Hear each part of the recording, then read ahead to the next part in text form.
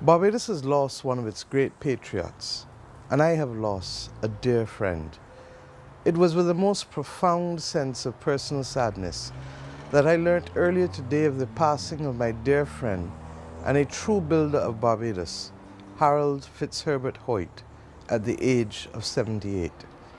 While Harold had been ailing for some time, and the nature and extent of his medical situation served as fair notice that his end might be near, that knowledge has not been nearly enough to blunt the impact of the news, for our country truly has lost a prize son who has contributed more than his fair share to the development of post-independence Barbados.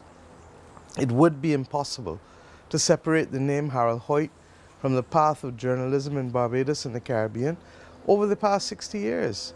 Equally, it would be impossible to separate him from the story of success of the enterprise known as the Nation newspaper. There is no Barbadian who would fail to recognize the critical role that the Nation has played in contributing to the safeguarding of Barbados' stability since independence. In fact, the Nation newspaper, and by extension the Nation Publishing Company Limited, with Harold Hoyte as one of its first leaders, represents one of the most potent symbols and examples of business success by Barbadians in our post-independence history. On another note, Harold understood Barbados and Barbadians. We saw the evidence in his editorial judgments and in his professional and indeed political commentary. It was clear to all that he never lost contact with the pulse of the people, that throughout his career, Harold remained a defining feature of a person who so many could respect and mix with. He loved his country, and he was never afraid to speak truth to power in its fervent defense. I can tell you that politicians on all sides of the political divide would think twice before they dared to ignore him, because they knew that if they did so, it was at their own peril.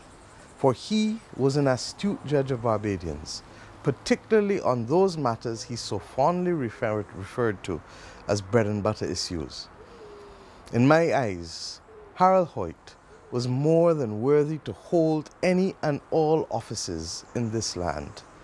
He volunteered his time and intellect in ways too numerous to count, but for me, one of his seminal contributions was his service on the Commission on Law and Order established during my tenure as Attorney General. In addition, he did what so many have not done. He wrote our history, and I am so grateful that he did it for us and was able to share his perspective on his books before he left us. At a very personal level, my friendship with Harold became even closer in the last 10 or so years, where he was a pillar of strength for me and where I knew I could rely on both those virtues of which I just spoke, but also his utter discretion and his wise counsel. I shall miss him, as will many Barbadians, for his political and his editorial commentary. But above all, I shall miss him as a warm, generous, and committed human being. To his wife Noreen, to his children Tracy and Bobby and the rest of his family, I extend the deepest sympathies on behalf of our country, and on behalf of a grateful nation and people. I extend to them the offer of an official funeral as a small but initial token of appreciation for Harold's immense contribution to this country. May he rest in peace.